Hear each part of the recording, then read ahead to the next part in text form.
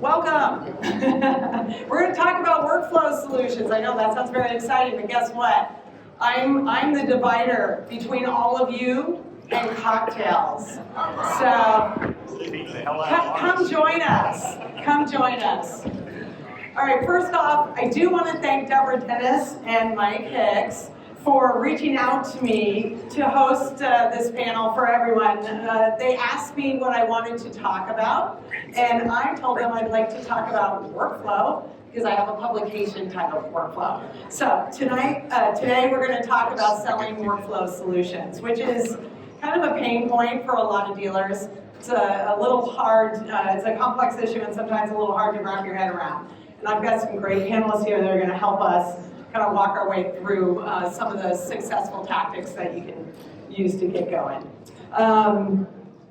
It also became more and more clear to me after working with these great panelists that this was going to be a really good panel with a lot of really useful information that hopefully you can take home and work in your dealership with. So I think there's going to be some really valuable information here. So that makes me even more thankful that Deborah and Mike asked me, because otherwise this wouldn't have happened. So there's Deborah. Thank you, Deborah. And I saw Mike somewhere because there you are. All right, so this is a complex topic, so we're also going to have a little time at the very end of the session for Q&A. So if you have questions and you're thinking of things, just hold on to them, unless it's a question emergency, in which case raise your hand, pop off, and we'll get the mic over to you and we'll take it on the fly. But otherwise, hold off because we are going to do a formal Q&A.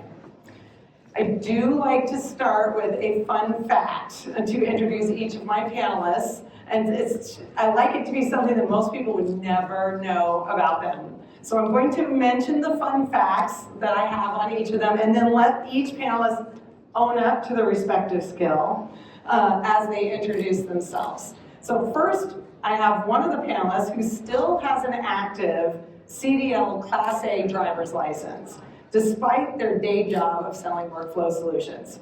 That means they can drive something really big, weighing more than 26,000 pounds, like 13 tons. So that's one fun fact. So one of these guys does that. Another one of the panelists has an uncanny ability to string together a series of tarps to form a tent at a campsite that does not fall down. He also happens to be really, really good at packing a cooler, and that is actually a real skill. So, impressive, right? Okay, last but not least, one of our panelists has been an amateur and professional cowboy. For most of his life, he earned scholarships at the collegiate level and even got his master's degree through the scholarship program. And periodically continues to travel the US and Canada competing at a high level. Who knows which one that is? Let's find out. So I'm going to allow the panelists to introduce themselves and then own up to whatever fun fact is theirs. So I'm going to start with you, Brent. So please introduce yourself and let us know. Okay, Brent Wessler. I'm the VP of Strategic and Digital Automation for VRC, Vital Records Control, and I was the TARP one. I couldn't come up with anything better. Please. My name is Alan Peters. I'm the Director of Business Process Automation for Documation, and mine was the Class A CDL. You know what that leaves? My name is Zach Dennison. I'm with Modern Office Methods. We're out of Ohio. That leaves one thing. I'm the Associate Vice President of Business Technologies. I've been with the company for about 10 years. Started in sales, still a large sales role from a solution standpoint, and excited to be here. Great. Your boss says you're a stud, Zach. You know Ken? Ken McCarthy. Oh, okay. He likes to show videos of old kickoff meetings. Hey, he's the rodeo guy. Yeah, he's a rodeo guy. We want to hear And more not about from that Texas. rodeo. This guy's from Texas. Tricky. Okay, so I'm going to start with a question that kind of sets the stage. And Brent, I'm going to call on you again to start this off, but briefly discuss the solutions you are selling under the umbrella of Workflow Solutions, and then what do these products do and why are they successful? Yeah, so, I've been in the BTA channel for quite some time, and I know ECM, content management, document management, has been one of those pillars that many dealers try to sell. So we sell ECM. We also sell IDP, Intelligent Document Processing, where we're using AI, machine learning to front end business processes, things like procurement, medical, healthcare type use cases. And we have an AWS, Amazon Web Service hosting consultancy.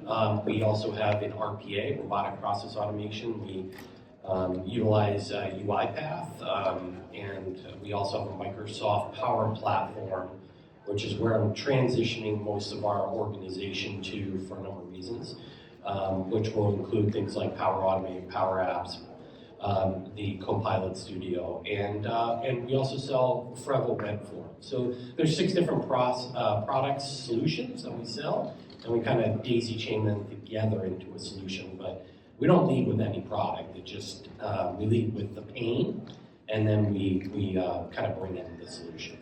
Okay, great. Al?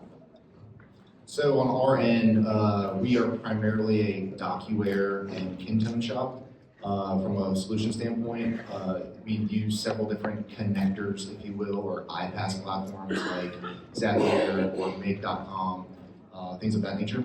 But to Brent's point here, the biggest thing for our clients is whether it's 1, 2, 5 different solutions that we're leveraging, the biggest, the most important piece is solving a problem, right? And so that's, a lot of these platforms out there nowadays, they all, for the most part, kind of do the same thing. Maybe, they look a little bit different. But as long as you're solving that pain and doing it the right way and presenting a real-world solution, the customer's always happy, right? Yeah, and I've got a little different role. I think I'm a little more traditional. A large focus of our business is hardware sales. So a lot of our focus is trying to pull through hardware. So these guys are doing some next level stuff with their offerings, and that's great. But we kind of try to stay focused on what helps facilitate more hardware revenue. So we really try to focus on solutions that can tie that hardware into a workflow solution. And a lot of times that's starting small. We don't get into some of these more advanced solutions. And frankly, that's kind of where we've decided to stay. I do think this is the future. This is where everybody should be headed. But we really try to focus, like I said, on getting to the root of the basic problems, the simple problems, to introduce our customers to the bigger ideas that these offerings can provide. So, Zach, I want to start with you on this next question. What advice would you give to an owner principal starting out in solutions sales or looking for success with it? Do you have some advice for the people out there? Yeah, I think really it's important to start small because it can be extremely overwhelming. We were talking last night, the guys and I were talking about how really to be successful at these next level solutions, you do need a dedicated team. You need a dedicated focus. And a lot of the dealerships that I've talked with over the years that are really successful have that. But to start off, you can't just start off by throwing a lot of resources at something like that. So starting with something that is that you can repeat, that you can use as success stories when you're introducing your reps to these ideas and your clients to these ideas. That's the biggest challenge, is educating the reps on what to look for. A lot of these reps are really good at what they do. They're really good at hunting down deals for hardware. And when you ask them to go hunt for deals that are solving business problems, it can be scary. So equipping them with a focused portfolio of solutions that isn't going to get too deep too fast for them, it gives them the confidence to have the conversations where you can find those opportunities. And on top of that, I would highly recommend having a specialist. It's kind of tooting my own horn, but the reps that have come to work for Mom from other dealerships find a lot of value and confidence in being able to tee up an opportunity and hand it off to a specialist to run with. They don't feel like they have to run with the whole thing, and they're going to be reluctant to get into those conversations if they feel like they have to take it into an area where they're not comfortable. So how are you guys putting together your solution portfolio? What are you looking for? Yeah, that's you. That's an add-on question. All right, yeah, so, well, it's changed since I took the reins a few years back. We used to have like 20 different solutions that we tried to sell and support, and that's a bad idea. We couldn't support it. Literally, it's like, well, we wanted to just be able to provide everything to everybody. But we strategically kind of weaned out some of the solutions that were either difficult to support or we just weren't seeing a lot of traction with. So we narrowed our portfolio down to ECM with some workflow. We personally sell Square 9. We've also sold Content Central in the past. So we still have some of those customers out there. And I know that the definition of workflow isn't necessarily things like pay-per-cut, for instance, but I think it could be the on-ramp into these kinds of solutions. So things like pay-per-cut and their advanced scanning, Rico has RSI, little things like that introduce the idea and allow you to have the deeper conversation. Okay, great. So Alan, got any advice for the owner principals? A little bit, yeah. Good. And I get asked this question a lot when we go to like DocuWorld or any of the tech shows or what have you, where I always have, and maybe this will make a little bit more sense. So I used to work for UBO, and one of my main mentors was Steve Vaughn and Jim Sheffield, right? And everybody knows Jim Sheffield, right? And so I always would get approached, hey, we know Jim, he's a great guy, all this good stuff. What are you doing to make that makes y'all successful? And really it is, like Zach stated, having a dedicated resource specifically to these workflow type solutions is key, right? I can't tell you how many times I've met with someone who, I go, hey, what are you currently supporting? Oh, I'm doing pay-per-cut, I'm doing RSI, I'm doing, what was it, e-copy, whatever it was, auto store back in the day, what have you. And really, you can get bogged down in the level of effort you have to express in those solutions, right? So having someone dedicated to the workflow as the RPAs, the BPO, the IDP type of advanced solutions is really key, right? And that's how you're going to see an immediate impact really on the P&L at the end of the day, because that's the most important piece, right? I was never a fan of the old school thought that solutions just make you, that your only value is they make you stickier, right? That just never sat right with me, right? The solutions division should be a true profit center, right? That's what it needs to be sufficient, to be viable, right, in any organization. And so having the dedicated resource is going to be your ticket to success. The only other biggest piece of advice that I would give to dealer principals or sales leaders or what have you, make sure that your resource is well versed in the solution that you want to sell, right? And what I mean by that, and I apologize to any vendors listening, do never rely on the vendor, right? That's probably the biggest thing that I learned from the beginning of my career is make sure that you can solve the problem yourself internally and leverage external resources if needed. But I can't tell you how many my first year in the industry or what have you, I got into a deal and relied on someone who I shouldn't have relied on, and that's how we get a bad taste in our mouth for solutions, right? We've all been in situations. I've probably got 10 reps in my contacts right now that I can call to tell you I'm never selling solutions in my accounts ever again because it messed up this, and this, right? So make sure your resource is owning that portfolio. And to Zach's point, the best thing that you can do is just make sure that you don't offer everything. It's really hard to support everything, right? And really hone in on specific solutions that fit your business needs. Okay, great. Brennan.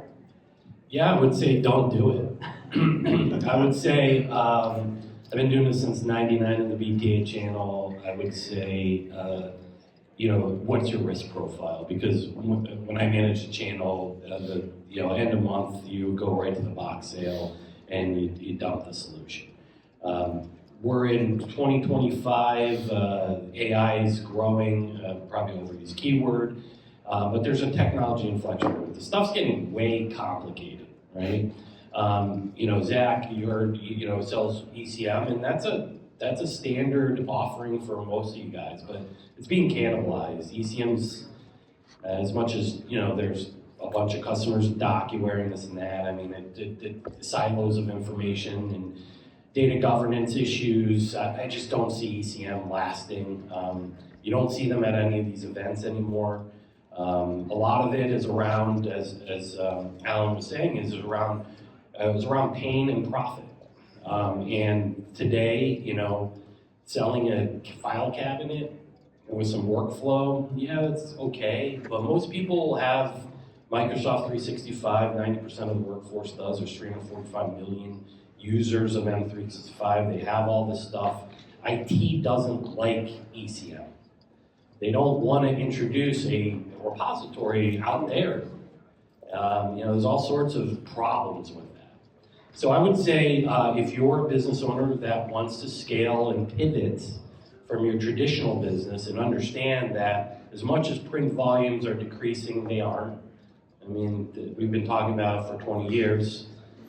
There's still really successful dealerships selling all the paper cut and the print. If you really want to get into solutions, it's a very, very difficult thing. It will ruin some of your business. And you just have to you have to have somebody like us that can manage it, because these projects and the projects we do are 100K plus projects, or 20, 25, 40 day engagements. And you're going to be consuming a lot of labor, and you need to know that you're going to spend 250 grand at least on labor to be able to fulfill the technical delivery. And that technical delivery is not like dropping off a copier and networking it and plugging in and plugging that. This is highly integrated. We architect these things, and we make an assumption, and that assumption doesn't come true. So you have to have an advanced SWAT team that's going to be able to DBA and develop around it. And I've seen it over 25 years, running professional services and running sales and running support. It's once you implement it, it's the next 5 years of supporting that customer. And the turnover that they have in their organizations. We do a lot of AP invoice automation, but the people that we set this up with leave, and then they stop using it, and it kind of goes away, and then if you did a subscription type basis, you're probably not getting your money back. You got to make sure you're selling perpetual licenses. You got to make sure you're selling a lot of these professional services up front. So that's not an AR issue, collecting. So there's a lot of things you gotta do to make it work. And I've seen a lot of situations where it doesn't work. So I'm the contrarian. Okay, so Brent, do you think that this is a growth area of the industry? Absolutely, Okay. but you can't, if you're a hardware sales company and that's what you always fall back on, I don't think you're gonna be successful selling solutions. So if you decide to invest, you see that growth, you think you have some capabilities, you need the investment, there is a good future upswing for the companies that can manage that. Absolutely, Right. but you have to have somebody that manages it, Right. and somebody like us, and there's very few us. Okay, all right, gotcha. Well, do you want to add something to that, Zach? Yeah, I just want to clarify, I think you made a good point. It depends what your strategy is. If your strategy is to create a different division of your business so you can diversify, Brent's absolutely right. But that doesn't mean you can't leverage solutions to continue either supporting your current client base or finding new business.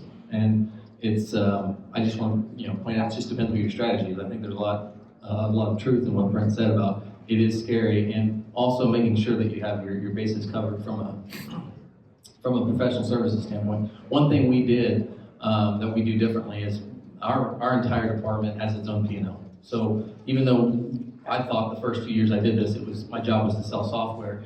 A few years into it, I realized, that's not my job. My job is to support these reps and give them an opportunity to broaden their offerings to their current client base and find new customers. So, but we didn't do that.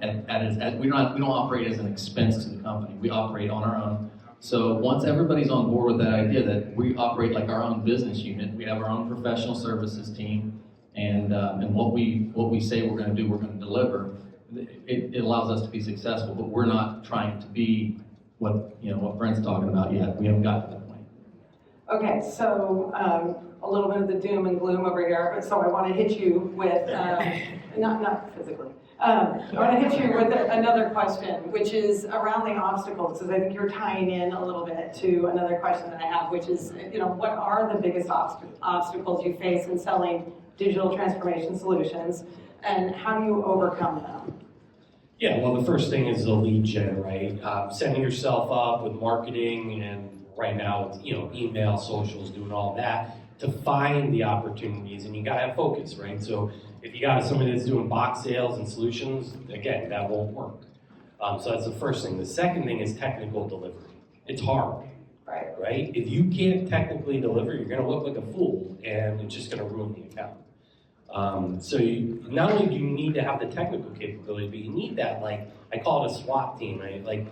We need someone that's so freaking good that can figure everything out, and program around things, because you sell DocuWare, there's a bug in there, you can't deliver the project, so you gotta come on with a workaround, and that's constantly what it is. So you gotta go in thinking the absolute worst and hoping for the best, because that's what ends up happening. Out of 20 projects, 20 will have some level of an issue. Sounded like fun, right? Okay, Alan, what about you? Yeah, not nearly as bad as what Brent's got to go through, I guess. So on my end, it's probably the largest obstacle is making sure that you are upfront with the customer in terms of their required level of effort, right, in a particular solutions project, right? I think just part of the industry, just kind of standard for the industry is, hey, we're delivering hardware, we plug it in, we configure it, it prints, right? That's what it does, right? And so on the solution side, there is a significant uplift from the client standpoint. And it's one of the first things that's come out of my mouth with a client is, hey, just a heads up, I need a point of contact, I need an internal champion, I need someone who's going to drive this because I'm not the COO. I can't be the office stick that walks around the organization and forces someone to get involved in things of that nature, right? So making sure that you set the environment up ahead of time, right, and give that clear guidance on what is needed has probably been the biggest game changer on my end, right, from a solution standpoint, from providing a solution standpoint. Just because, again, I can't tell you how many times, and I think probably everybody in this room, if you've sold a solution, you probably experienced this.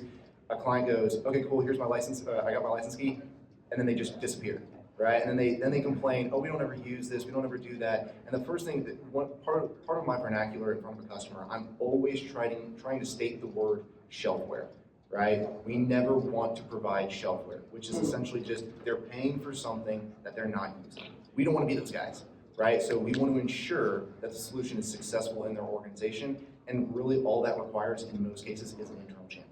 That's it, right? And so that's probably been the biggest obstacle is actually the customer. You always get a CFO, I can tell you, we do a lot with car dealerships, right? So I'll get a CFO on a call and they love automation to the end of the world, right? Because it's, making their, it's reducing their headcount in certain departments and things of that nature. And then I get in front of the accounting team, right, that has to man it, and they go, ugh, I gotta use something else.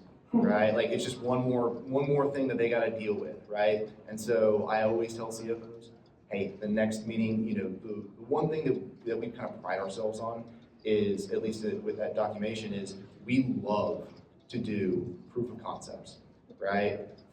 As full-blown proof of concept as we can, right? With the trials that we can acquire from providers and things of that nature. And the reason for that is we want to make sure that every I is dotted, every T is crossed, before we even make any sort of financial commitment, right? And kind of Are you charging for those?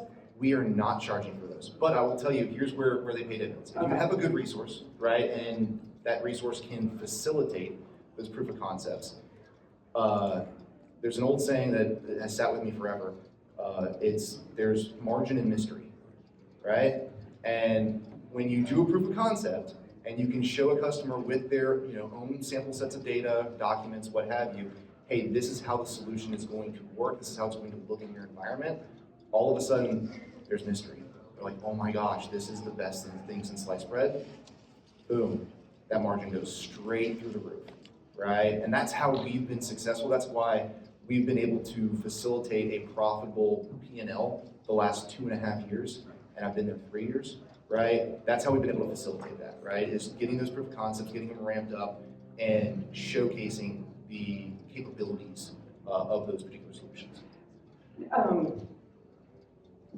Every copier dealer knows the margin in the mystery, Yeah. so every single one, I'm pretty sure. The utilization rate of the product is directed towards the champion that's in the end user environment, but do you guys in your shop also do training or anything to help lift up that utilization rate? Because that's what makes things sticky and makes them Correct. keep you and the product going, right? So Yes, ma'am. Yeah, one of the biggest things that we'll do is, and I like to showcase this in any demonstration, right, is our philosophy is, right out of the gate, is the old KISS acronym, right? Keep it simple. Get at least at minimum a linear solution in place, right? Whether it's leveraging like a paper cut or an RSI into an ECM, just to get the end users in the system, right? And then from there, what we get is what we always want and have been waiting for, which is feedback, right? And that's how we produce an actual solution. Here's where things can tend to get haywire. Is someone singing too? yeah. It sounds great. I can't sing. There's the old saying, I love sayings, paralysis by analysis, right? And that is the number two killer of a deal, right? Is just over and over, just not doing anything because what if? Let's get in the darn thing, let's account for those exceptions, and let's rock and roll. And I like to showcase, like I've got a couple of client instances that I'm able to leverage that they allow me to showcase, hey, look at their growth over the last, I got one that's been with us for 10 years, right? Their growth in the last 10 years from A to Z, right? And that's normally what pays significant dividends. It's kind of your sizzle reel. Exactly. It's your sizz. Exactly. Okay, great. Okay, thank you. Zach, what do you think? Yeah, I know, I forgot too, but I think it's the biggest obstacles that you face. Yeah, I'll take a little different. I agree with everything they said. I mean, especially what Alan just described. I mean, I've had early on a lot of deals that were just destroyed by it getting bloated, and everybody once they see what these solutions can do, they want to do everything. But I explained, early on to my team, like, we've got to go through like 5 steps before we even get close to a sale. You have to identify a problem that they don't know they have. Then you have to convince them that we have a solution for the problem. You have to educate them about that. And then you have to get them to decide that they're going to change the way they do business. And that's why they're very intimate, offerings. They're fundamentally going to change the way they do business. And that's, even if you can show an ROI, that can be scary. And if you're talking to the wrong person, the deal may never happen. So convincing them that it's worth taking the risk to change their internal processes is a big deal. And then, oh, by the way, you don't have a budget for this because you didn't know it existed, a week ago? And that's another challenge, right? So there's a lot of steps in there, and I think everything Alan just said resonates. The other thing I'll just add to it is more from a sales rep standpoint. The way I look at it is our sales reps are my customers, basically. So getting mind share from them is really my number one goal. So trying to educate them about what these offerings can do is first and foremost on my priority list. And the way that I try to do that is I try to keep it simple. I try to kind of can some solutions. They're not canned, we know that. But just give them specific examples of what to look for and try to keep them focused on those opportunities. And then it becomes our job to keep it between the lines as we develop that sale. And if we can get started with a simple solution, something simple like AP process, then we've got them. And frankly, what we've seen is most of our customers that have workflow solutions, actually any solution, we have over 90% renewal rate with customers that have software through us. So it's a huge priority for us to get something in there other than hardware. I know it's the stickiness, and I think some solutions are stickier than others. But when they've invested in you as a dealership to be their consultant on something as critical to them as their AP workflow, they're in. They're not having conversations with anybody else, and they know how much work went into implementing that solution. They're probably not looking to go elsewhere. So just make it work, keep them happy, keep it valuable to them, and you've got a customer for a very long time. Great. All right, I know this might be a topic that could be of interest to some of you. I want to talk a little bit about compensation packages. So I'm going to start with you, Brent, but keep in mind it's a perspective from a certain side of the equation, but I think it might be useful because it's also another way to look at what does it take to hire this type of salesperson, and what does it take to retain this type of salesperson. So I think that these guys can give some pretty good input here. So Brent, I don't know what you think is the ideal compensation model for solutions people in a dealership, but I'd love to hear.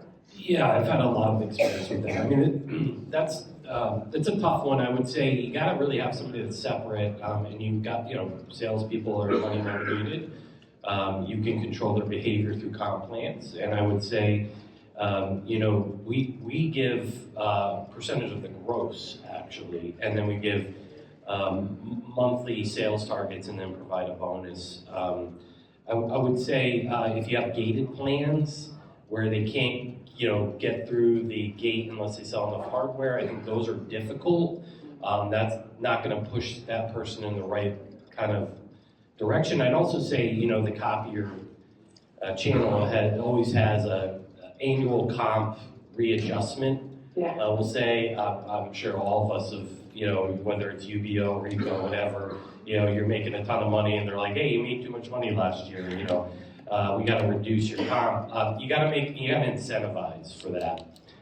You also have to incentivize and make sure that they go and collect. So a lot of, getting the deposit, getting the lease signed, all those types of things, they need to be incentivized to do that, to bring down the AR, because when we deliver 45-day projects, Right. It takes a while. So I would say, spiff them when you can. A lot of the manufacturers want to spiff out your reps on selling the software. But it really gets down to what your margins are. And so mystery and margin, as Alan said, which is one of my terms as well, you got to have enough margin to justify the commission, right? So in a lot of these deals, you're getting 30% from DocuWare or 40%, and then by the time you pay somebody out, there's not a lot left. So, that's why we utilize things like perpetual licensing. We do our self-hosting. We increase our margins up to about 80 to 85% is where we're normally at. Okay. And then we can really spiff out and provide a high commission. We give about 8% commission on the gross, and then 5% on existing. So net new, it's 8%, 5% on ads. So do you like that package? I do like that package. Okay, great. All right, Alan, do you have any thoughts? Yeah, so on our end, we, going back to the whole keep it simple, we comp it just like we do hardware, right? So we have GP, right after we have what we call a DocuBase, if you will, on that particular licensing, and the rep makes a split of that split, right? So if it's 50% commission, they're splitting that with the specialist, so they're getting 25, and the specialist is getting 25. I think I've been managing that comp plan for 8 years now, and it's never moved. It's been really beneficial because it gets the rep interested in creating that margin. It gets the specialist interested in creating that margin, right? And at the end of the day, what's one of the fun things that I enjoy, enjoy, quote unquote, managing, right, is we as an organization, we apply the same admin fees that we apply against the copier division, right? And that goes back to my initial comment of it needs to stand on its own, right, at the end of the day. It can't be a lost leader, if you will, right? And so that comp plan has been really, really beneficial. And then on the renewal side, if it's subscription based, we're comping just like it's net new, right? So like one of the things that we like to call it, at least on the solution side, is that's never really existed until, I used to say never really existed. It's existed for about 5 years now, 6 years, is traditionally software is on premises, Yeah. right? And it's that one-time hit. Yeah. That rep never sees anything else for the rest of the time. The company sees that M&S or what have you yearly. With subscription, it's quote unquote perpetual as long as they're using the solution, right? And so we treat it as such. And so just like they have MIF, Yeah. they have SPIF, right? Or a SIF, if you will, right? And so that's been the easiest way for us to introduce solutions into the reps, repertoire, if you will. It's because they can build a portfolio, Right. right? You need to get them excited about it and involved and dedicated. You'll never see a rep more excited than when it comes renewal time and they go, hey, what's this, $40,000 deal that's on my agent dealer, right? And you're like, oh, that's the renewal for blank. They're like, oh, I've never had that before. This is awesome, right? It's the gift that keeps on giving, which is why, as an industry, we've always loved the hardware. Yeah, the recurring revenue stream, absolutely. Zach, do you have anything you want to touch on this one? No, we're probably even more simple than that. For us, it goes right to their quota. They have a quota. It doesn't matter what you sell. You have a gate system, and so you sell software. Same thing. If it's subscription, it's going to hit your quota. It's going to hit your sales every year. The other way that I try to encourage it, because naturally the sales process is a little longer, right? It's a more dynamic sale. When you say a little longer, what are you thinking? It depends on the complexity of the project, right? But what are you talking? Well, they're working on 30-day quotas. Right. And And this is rarely definitely can you longer get than that that. deal done in 30 days. So early on, I got pushback from a lot of managers saying, look, they say that this is in their pipeline, when's it going to close? Right. I don't know. Could be nice. So what we did to mitigate that was, I'll take it on. All your reps need to do when it comes to any solution really, but when it comes to especially document workflow, find the deal, qualify the deal, let me have that initial discovery call, and then let them go back out and find more deals. They're not in there. So who cares if it closes in 45 days or 6 months? It's on me at that point. So that relieves a lot of the stress from them. And so then the focus becomes finding the opportunities, not closing the opportunities from a solution standpoint. Let them close the hardware business. If it's very rarely are these workflow solutions tied directly into a hardware deal. I mean, I can't remember one in the last 5 years that went right in line with a new lease, for instance. You may be the smaller ones, like the paper cuts and RSI, sure, but these are separate. So I just take that off their plate, and when it closes, they see the number on their comp sheet, and they're happy. You want to add? No, I just, the equipment leasing is awesome for software. We work with DLL. We basically take 20 grand in perpetual licensing. We take 5 years of support. We bundle it all in. We get a $70,000 deal. The rep gets paid basically because there's no AR. They'll sign the lease once we deliver the licenses. So no AR issue. We get all that revenue up front. The rep gets spiffed out at 8% on that. So using equipment leasing as part of the sales process to get that that operation OpEx versus CapEx. I'll work with your leasing companies to do that because I'm telling you, people love, they want to pay a monthly thing. Yeah. Hey, it's 100 grand. Well, it's two grand a month. Right. Oh, and hey, the FTE that we're going to resource allocate is $3,200 a month. So, there's your ROI, and now you just got a $100,000 deal, and you get all that cash up front. And that's a way to make it work. And I would say, we have one sales guy that's really, really good at it. I will say, if you have all these guys, guys and women and men, you figure out who is kind of navigating towards solutions, and then you kind of pull them in, because not everybody's going to want to sell it. Right. No, it's pretty good that you can marry it up that way. So those were 3 very different comp packages, really. They have all kinds of different facets, different size of companies and volume of business that you're doing, but all 3 of them are viable, feasible, and you guys are actually also happy with them. So I think there's a lot of different ways that you can put this together as long as it's mindful and incentivizing and really respecting perhaps the recurring revenue that is going to be the lifeblood of that contract and the stickiness. So it does show you there's no one right way. This is a complex topic anyway, but there's definitely some ways, obviously. So Okay, Brent, because you started with the doom, I want to hear a little bit of excitement from you. So I want to know what is the most exciting, what are you most excited about right now in the channel and what you're selling and where do you see things going? And certainly being contrarian up here, it's really for show. I think everybody should sell solutions. It's just you got to be really careful. The technology, like I said, there's a technology inflection point. A lot of the ERPs out there have document management, so it's kind of cannibalized a lot of that ECM.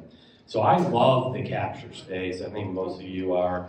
So IDP, using, where do you use AI? How does that, where do you consume that as part of our industry? And there's two spots. It's capture and mostly in capture, and it's also on what I call prompt engineering for data. Instead of running reports, you're going to ask chatbots, certain questions, going to return that data using NLP, natural language processing. So I see a lot of what we used to not be able to do, which was auto classification separation. Back in the day in 1999, you had blank page separators, page tab, barcodes, but that doesn't work in unstructured documents in mailrooms. So I love the automated classification and the neural extraction that we're getting. We can do some amazing things now with that. And literally, you could take a stack of paper and scan it and have it automatically classify, extract the right data across different doc types with very little setup now. That was really hard to do. I used to sell a product called Paradatech back in 1999. It was like, plasma TVs. They were $5,000. You can buy them for 500,000 pounds. Right, Yeah. right. So it's the maturization of that industry has really come a long way. Again, I've been selling solutions a long time. As much as I'm, somewhat negative when it comes to that, I'm trying to be a little funny, a little coarse there. It's really about just knowing, don't get over your skis. Know what your limitations are, and bring in the right people and invest in it. So. Yeah, so on my end, it's been kind of similar to Brent's, to be honest. It's on the AI side, right? And more specifically on like the large language models, right? And the reason for that is, that's basically on every C-level's mind right now. So it's a very, very, I don't want to say easy conversation, but it's a conversation that you can almost guarantee that they're interested in having, right? So keeping up to speed with OpenAI, Grok, all those different platforms that you can leverage to do the prompt engineering, right? Because that's the prompt engineering on the back end from a process standpoint is just as important as your traditional ChatGPT type of prompt interface, right? And so being able to use the technology and then also being able to bring something to the table that what is it? What the reps always say, copiers are never sexy, right? And so being able to go, hey, Talk about something sexy. You talk about something that is literally cutting edge and changing almost daily. That is and something that we haven't even really discussed is off-cycle selling, right? That is the key to off-cycle selling, is being able to go in those accounts that you have walk-in rights and have a conversation with a CFO, CIO, CEO, CTO, whatever C-level you run into, and being able to say, hey, is AI on your whiteboard? Right. And almost always the answer is yes. So you're going in and asking that question if yeah. they don't bring it up. Oh, So yeah. there's some education that goes on hand in hand with that, obviously. Exactly. And then illustrating the possibilities, I would presume, right? Exactly. Okay, gotcha. Zach, what are you most excited about right now? I'm going to keep it more simple. No, seriously, AI is exactly what I would say. It's one of the few things that we in our industry can talk about, and it's come a long way. I mean, the AP workflow automation, that's something that's been discussed. I've been in this industry 10 years, been working in the same company for 10 years. AP automation was a thing then, it's still a thing. Every customer has AP. But now we're at a point where we can truly leverage some newer technology to really hit a home run. So I think that's what's exciting, is now we can actually deliver the kind of the pie in the sky solution that we were talking about 10 years ago by leveraging that. So it seems like kind of drum here, but I really think just keeping it simple and using new technology like AI and AP is probably the easiest path. For a lot of dealers that aren't doing it right now, that's probably what's most relevant to you, because you can train your reps up enough to talk about how AI is used to extract unstructured data on a document. You can, 45-minute training session with them, you can equip them with enough knowledge to go out and find that opportunity. You know, it's interesting because I didn't ask anything about AI. You guys all are quite different in how you're approaching things. They didn't know that I was going to ask this question about what are you excited about, which has nothing to do specifically with AI, and you unanimously stepped right for it. So it just shows you that there's a lot of opportunity out there. There's a lot of different ways to slice and dice it, maybe people need to not ruin the company or anything, but get your hands dirty a little bit and checking out some of this stuff, right? Because it is exciting and maybe that is more engaging sometimes than some other things. But the copier is still pretty sexy, I think. So I'm just saying.